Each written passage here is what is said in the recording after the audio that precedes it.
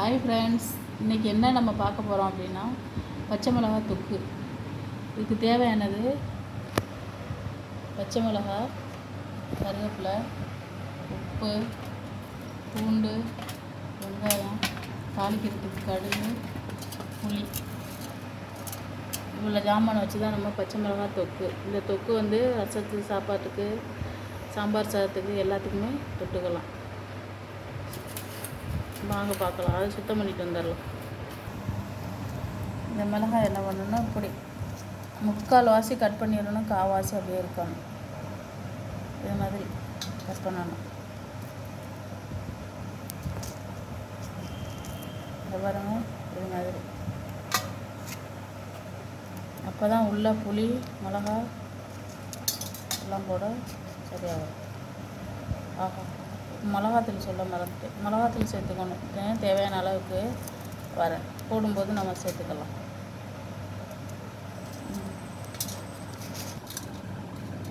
இதை கட் பண்ணிட்டு வந்தாச்சு. தேவையான மிளகாத்தூள் எடுத்துகிட்டு வந்தாச்சு. வெங்காயம் கட் பண்ணியாச்சு. வாங்க கிச்சனுக்கு போகலாம். இன்றைய நாளுக்கான பொருள்: வேண்டுதல் வேண்டாமை இளநடி சேர்ந்தார்க்கு யாண்டும் இடும்பை இல. இதுக்கு பொருள் வந்து விருப்பு வெறுப்பு இல்லாத கடவுளின் திருவடிகளை நினைப்பவருக்கு ஒரு பொழுதும் துன்பம் இல்லை. அதாவது நம்ம மேலே நம்ம வந்து சாமியை கும்பிடும் பொழுது நம்மளுக்கு மேலே வந்து கடவுளுக்கு வந்து விருப்பு வெறுப்பு எதுவுமே இருக்காது. ஆனால் நாம் வந்து சாமியை கும்பிடணும், அவ்வளோதாங்க. கடவுளை கும்பிட்டா நம்மளுக்கு வந்து துன்பம் நேராது. அவங்கவுங்களுக்கு ஒவ்வொரு குலதெய்வம் இருக்கும். கடவுள்னா நம்ம குலதெய்வத்தை வேண்டிக்க வேண்டியதுதான். அதான் வேண்டுதல் வேண்டாமை இளநடி சேர்ந்தார்க்கு யாண்டும் இடும்பை இல. விருப்பு வெறுப்பு இல்லாத கடவுளின் திருவடிகளை நினைப்பவருக்கு ஒரு பொழுதும் துன்பம் இல்லை. அவ்வளோதான். இன்றைய குரல் முடிஞ்சிச்சு. வாங்க கிச்சனுக்கு போகலாம்.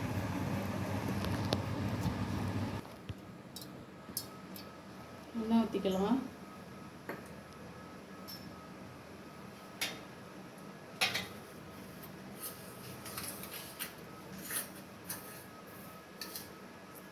கடுகு உளுந்து பருப்பு போட்டுக்கலாம்.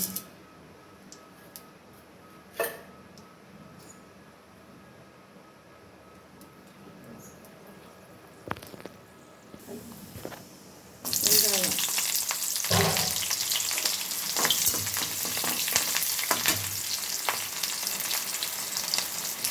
இது நல்லா சுள்ளுன்னு இருக்குங்க. வீட்டில் அடிக்கடி இப்படி தான் செய்வோம். கெட்டு போகாது. ஒரு 4-5 நாள் வரையும் கெட்டு போகாது. நம்மளுக்கு தேவையான அளவுக்கு வந்து நம்ம கொஞ்சம் கொஞ்சமாக போட்டு வந்துடும். கருவேப்பிலை. இப்போ இதோட என்ன பண்ணிக்கிறோம், 2 பூண்டு நச்சு போட்டுக்கிறோம்.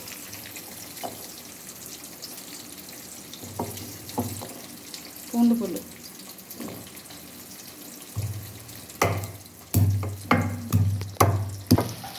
பூண்டு இதை போட்டு வதக்கிறோம்.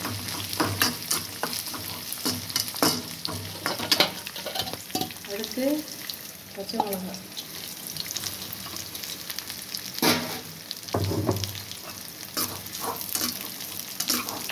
இதிலே கொஞ்சம் வேகட்டும். பச்சுங்களா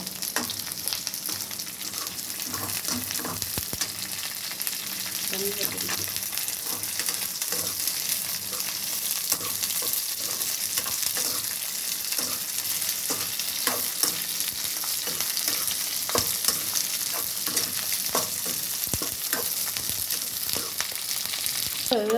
புளி கரைச்சி எடுத்துக்குவோம்.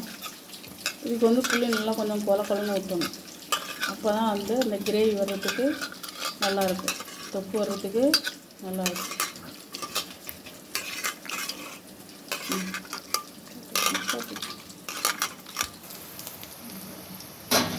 மிளகாத்தூள் போட்டுக்கலாம். இதில் போட்டு வதக்கி விடுவோம்.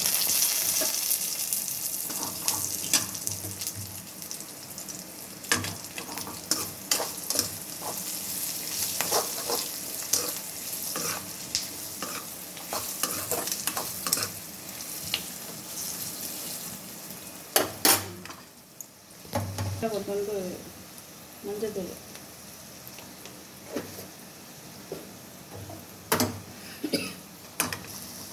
இப்போ புளி கரைசலை ஊற்றிக்கலாம்.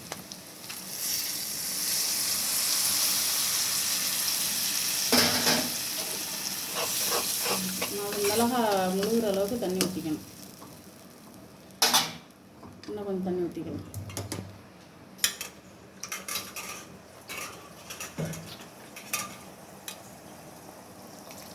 இது பார்த்து கூட இருக்குது. பச்சை மிளகா அது காரம் இல்லை அப்படின்ட்டு, ஆனால் இது காரமாக தான் இருக்கும்.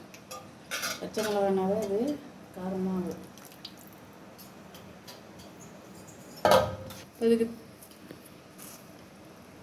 இதுக்கு தேவையான சால்ட்டு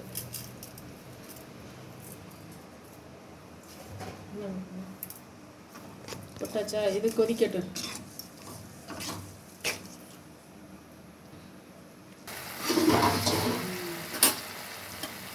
கொதிச்சுக்கிட்டு இருக்கு. இது கொதித்து வற்றணும். வற்றினாதான் இது வந்து எல்லாம் போட்டு கலந்து வச்சுக்கணும். தக்காளி போடக்கூடாது. தக்காளியெல்லாம் போட்டோம்னா சீக்கிரத்தில் கெட்டு போயிடும். இது ஒரு வாரம் போல் வச்சுக்கலாம்.